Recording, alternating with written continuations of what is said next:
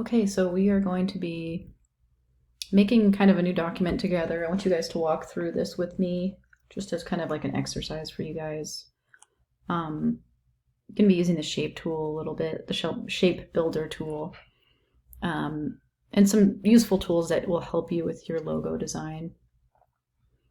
And it's all about practice, really. So, I mean, just go into open up your Illustrator and let's do create new.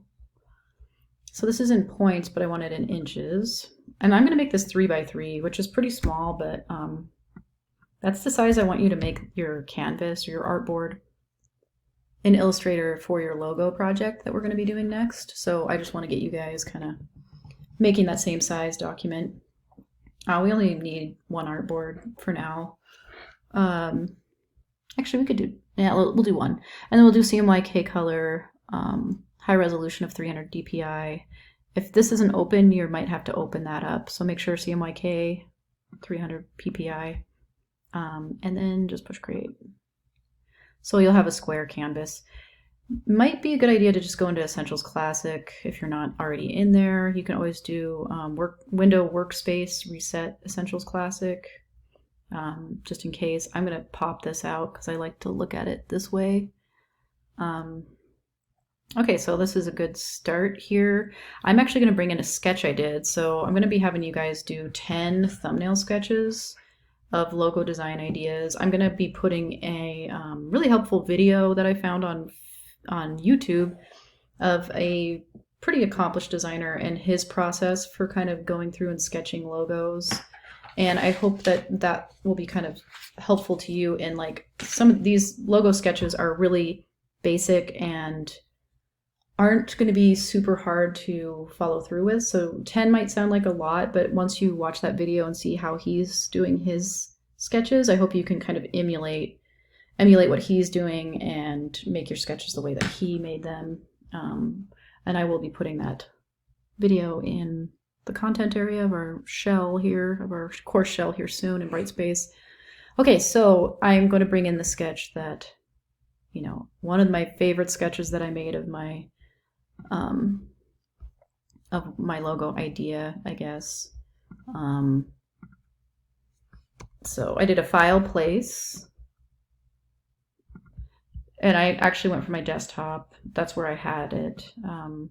You know, you can always take a picture with your phone and kind of email it to yourself or drop it to yourself or however you guys want to do it. So just bring it in, and then we push shift so we can preserve the proportion and drag from the corner just to size it down so that it fits on the canvas. I'm going to size it back up just a little bit. I kind of overdid it a little bit. I'm pushing shift down to resize this. You may have to use your free transform tool to do this, but I think you can also just grab it. So one way to approach this logo is to just straight up trace it, which is what we'll do first. But maybe what we'll do is we will go to like layers over here, and maybe we'll just we'll select this, and then we'll bring the opacity down. So this is our properties panel. It has like the, fill and stroke, and it has a couple options, but let's just bring the opacity down to like 59 or something. I'm going to be providing you with this sketch file, so you can follow along exactly with me if you want. I am going to be asking for, your end product here, your end AI file, just to make sure you were following along with this tutorial. So I will be providing this as a JPEG within the content area so you can follow along. And then let's just lock this so it doesn't move around for us, and then we'll add another layer on top, and this will be the layer that we're actually going to work in. So one way of doing this is we can use the pen tool. Pen tool is a little bit tricky to get to learn, but a good place to start is here on this corner. Click, drag, I would say up until about where that curve starts to end, probably about right here. Click and hold down, and then start dragging out to get that curve to show up. So now we have our first curve started. It has a fill color, so let's actually just go over here and just quickly turn that off, make it none. And then now we just have a black stroke. And actually, if we just bring that up here, we don't have to touch anything. I'm led up. Everything is led up since I clicked. So let's click again right here. It makes a nice curve on its own, actually. And then if we push Shift and click, we can restart our thing. And let's just, so this will be a nice even curve till probably about right here. So click and then hold down and drag out till we get a nice line that follows that. And this is hard. This is a hard tool to kind of understand how it works. Push Control down, or let's see, Shift again, and click there, back on your anchor point. And then now I'm gonna see how I got that circle at the bottom. That means I'm finishing out my path. I'm closing my path. So click here, stay clicked down, and then actually drag it up a little bit. Okay, and as you can see, if I let up on this, oops, sorry. We kind of have like a flat spot here that maybe doesn't look the greatest.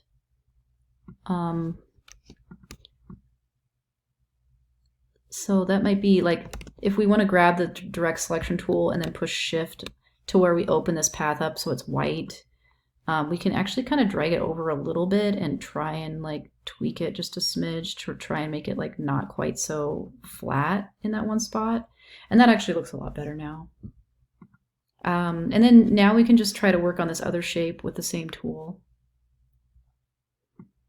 And sometimes you might lose your pen tool underneath like other things, but we just click and hold down. So another good spot to start would probably be like at this point, probably. Maybe I'll follow this curve all the way up here. So click and hold down until you get a pretty good curve. And then we'll just push Shift again, click, get halfway through this curve, Shift and click, pull that one out by clicking and holding down and pulling it. Shift, click on that anchor point. I'm going to come down to here with it, click, pull it out to about right there. Shift, click until I close the path, keep click down, pull it out, and you might have to kind of come down with it a little bit. So probably out and then down slightly and something like that. And then we can go to direct selection tool, maybe click off. So that's looking pretty good. There's other ways to do this, and I will go over that in the next section here. I'm just gonna take a little break. Okay, I took my break. So I'm gonna grab these two. So if you want to grab both these things, you can push Shift and click, and you can get two things selected at one time, but you can also just click and drag over both items and then move it off to the side this way. Okay, there's also another way to do this, just using circles. So if we click over here on the rectangle tool and click and hold, we can actually get that ellipse tool. And so what we're going to do is we're going to actually Shift and click and drag out a circle shape. We want to make sure that the stroke is black and this is set to none. And then we're going to like kind of try and match that up to what we have going here.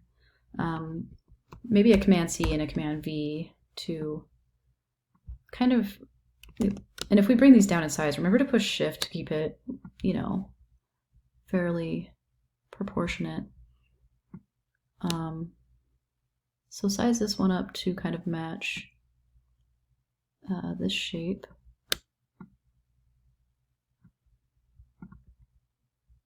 And this one.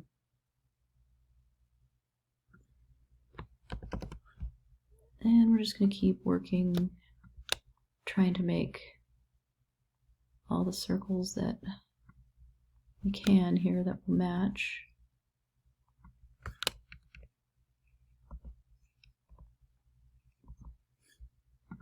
Maybe something like that. And then I think, I don't know if I got this one quite big enough.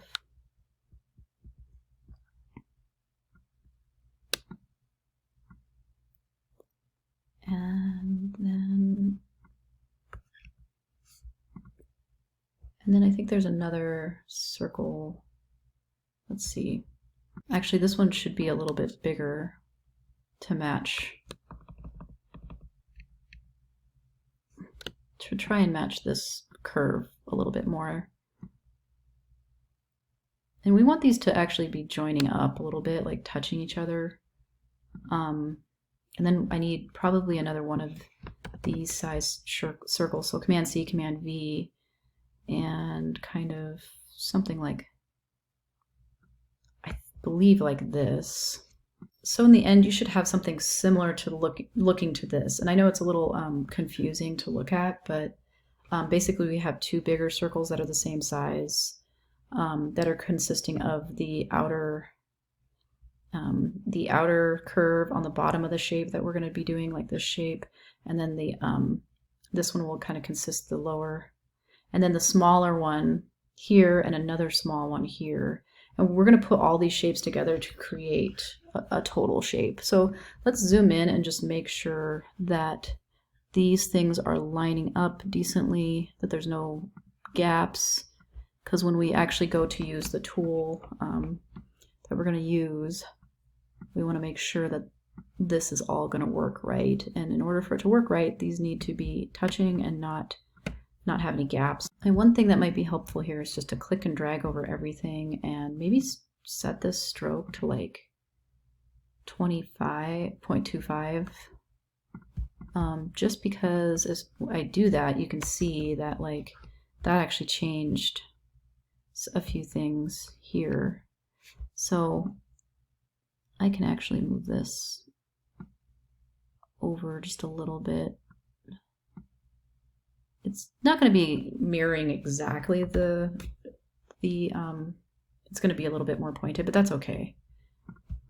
And this circle, let's see. Yeah, this is looking pretty good. Everything's lining up pretty well. Okay, once we get those all lined up and maybe try a different stroke thickness, let's grab the selection tool and just click and drag over everything, and then we can actually use the shape builder tool, or you can do a Shift M actually to get that same tool, and then we can just click and drag and draw a line on the shape that we want to bring in here.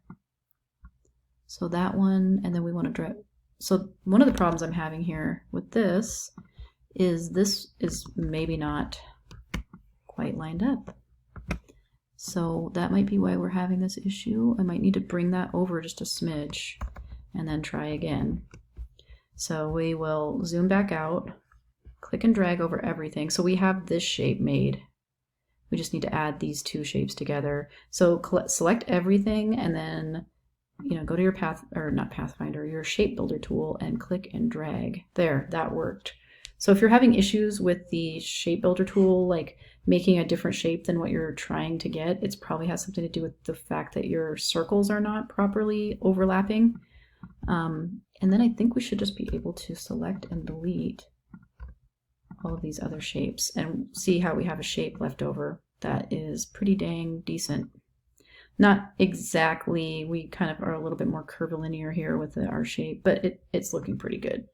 And then we can kind of do the similar thing down here with more circles. So let me get that together. So now you should probably have one big circle that's kind of helping to define that outer edge, another kind of medium-sized, and then a smaller circle here. And we're going to go through that same process using that shape builder tool. I think this should work out okay, but we have to select everything before we use the shape builder tool. So we'll do a Shift M.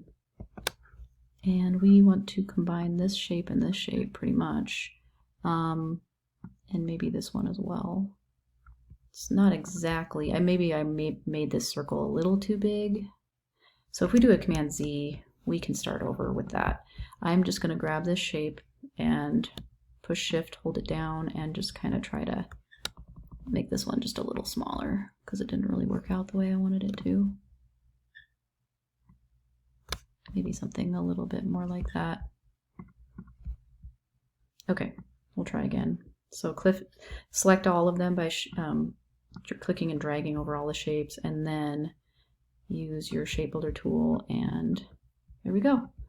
We can also just delete these other two, and we have this far in the logo, we're this far in.